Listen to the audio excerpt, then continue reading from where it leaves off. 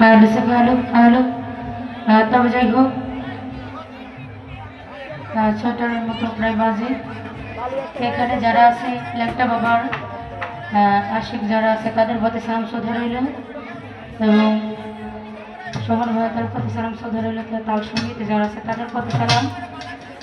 তো চেষ্টা করব, যেহেতু এখানে অনেক জ্ঞানী গণী ব্যক্তি মুরব্বী ব্যক্তিরা আছে, বোঝার মতো আর কি লোক আছে, তাদের উদ্দেশ্য করে এবং আমার ছবি সমর ভাইকে উদ্দেশ্য করে একটি গান রাখার চেষ্টা করবো। এই গানটি লিখেছেন